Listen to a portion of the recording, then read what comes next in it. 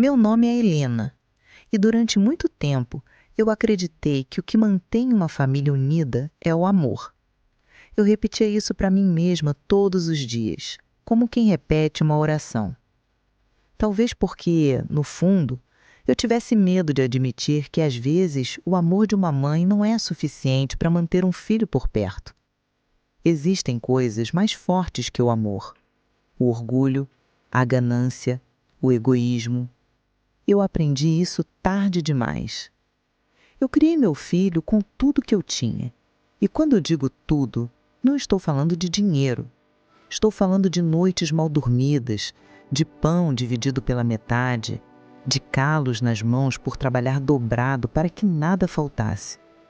O nome dele é Marcos. E quando ele era pequeno, ele costumava deitar no meu colo e me dizer: "Mãe, quando eu crescer, você nunca mais vai precisar se preocupar com nada." Naquela época, eu acreditava. Eu era viúva. A casa onde moro, ou melhor, onde eu morava, foi construída por mim e pelo meu marido, tijolo por tijolo. Nós não tínhamos muito, mas tínhamos o suficiente para sonhar. Dizíamos que aquela casa seria nosso refúgio. E por muitos anos foi. Eu nunca imaginei que um dia aquele lugar que eu chamei de lar se tornaria um cenário de humilhação. Marcos cresceu, se tornou um homem.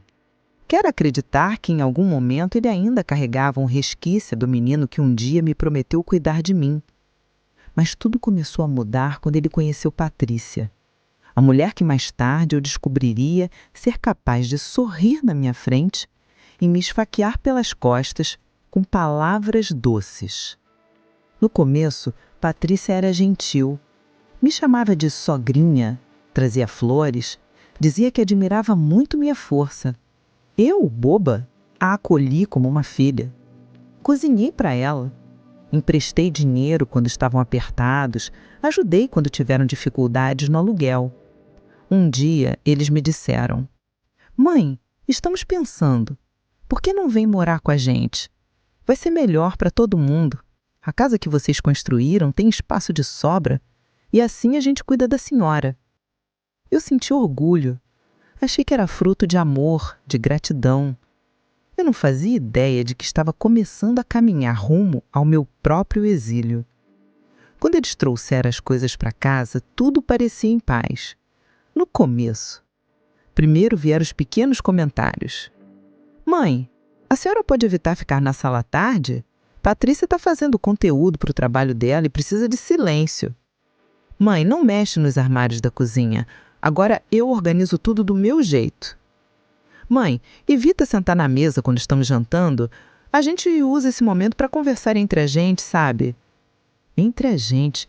Eu não estava incluída no gente? E foi assim que, pouco a pouco, eu fui empurrada para um canto da casa que eu mesma ajudei a erguer. Eu comecei a comer sozinha no quarto. Não porque me mandaram diretamente, mas porque comecei a perceber que minha presença incomodava. O prato surgia deixado sobre o balcão, sem palavras, e ninguém chamava meu nome para sentar à mesa. Um dia Marcos disse: "Mãe, a gente está tentando manter uma rotina mais moderna. Você entende, né? Geração diferente." Eu só balancei a cabeça. Por dentro, uma parte de mim começava a morrer. Com o tempo, Patrícia parou de me chamar de sogrinha. Começou a me chamar de ela. "Ela já comeu? Ela vai sair? Ela mexeu nas coisas?" Marcos, meu filho, começou a repetir o jeito dela. Quando Patrícia reclamava de mim, ele não me defendia, só ficava em silêncio. E o silêncio, às vezes, machuca mais do que palavras. Eu pensava comigo mesma, talvez eu esteja atrapalhando mesmo. Comecei a fazer menos barulho, a andar devagar para não incomodar, a respirar mais leve. Eu me tornei uma visitante fantasma dentro da minha casa. Até que um dia eu ouvi a frase que eu temia. Patrícia estava falando com uma amiga no telefone, achando que eu não escutava. "Ai, amiga, ninguém merece. A velha está aqui há tempo demais. Isso aqui era para ser a nossa casa e ela fica se arrastando pelos cantos. Eu não aguento mais cuidar de peso morto. Peso morto? Foi isso que ela disse? Meu corpo gelou. Fiquei parada no corredor com uma xícara de café nas mãos. Olhei para o chão e, pela primeira vez, eu senti vergonha de existir. Naquela noite, não consegui dormir. Fiquei sentada na beira da cama até o amanhecer, enquanto lembranças antigas vinham e iam como ondas. Eu via Marcos pequeno, segurando minha mão. Eu vi o sorriso dele quando ganhou seu primeiro emprego. Eu via eu mesma orgulhosa na formatura dele. E agora? Agora eu vi um homem que me olhava como se eu fosse um fardo. Eu pensei em ir embora. Juro que pensei. Uma mala, 2 peças de roupa, e eu sumiria sem incomodar ninguém. Mas algo dentro de mim disse não. Uma voz pequena, mas firme. A voz do meu marido, talvez. Ou a minha própria voz, que eu tinha esquecido que existia. No dia seguinte, Patrícia entrou no meu quarto sem bater. Helena, a gente conversou e achamos melhor você procurar outro lugar. Você vai entender, né? A gente precisa de privacidade. Eu olhei para ela. Depois olhei para Marcos, que estava atrás dela, de braços cruzados. Ele não disse nada. Não me defendeu. Só desviou o olhar. Foi assim que me expulsaram da minha própria casa. Sem gritos, sem discussão. Só com a frieza de quem já não enxerga mais humanidade em você. Eu saí levando apenas uma bolsa com documentos. Não chorei na frente deles. Não daria esse prazer. Quando a porta se fechou atrás de mim, o mundo pareceu estranho. Silencioso demais. Eu caminhei sem destino por uns instantes. Depois sentei num banco de praça. Foi ali, sozinha, que eu chorei. Mas quando eu chorava, algo aconteceu. Uma lembrança me atravessou como um raio. As palavras do meu marido tantos anos atrás. Helena, nunca deixe de guardar os papéis. Um dia vão te servir. E eu guardei. Com as mãos ainda tremendo, eu abri a bolsa e peguei a escritura da casa. O nome que estava ali, em letras firmes e antigas, era Helena Moreira dos Santos. Meu nome. Naquele momento, algo mudou dentro de mim. A dor virou fogo. A humilhação virou força. Eu me levantei. No dia seguinte, bati na porta de um escritório de advocacia. O advogado, um homem de olhar calmo, me ouviu em silêncio. Dona Helena, a senhora tem todos os documentos originais? Tenho, guardados do dia em que construímos aquela casa. Ele respirou fundo e disse: então está na hora de lembrar a eles que a senhora é a dona. Eu saí daquele escritório com um papel nas mãos.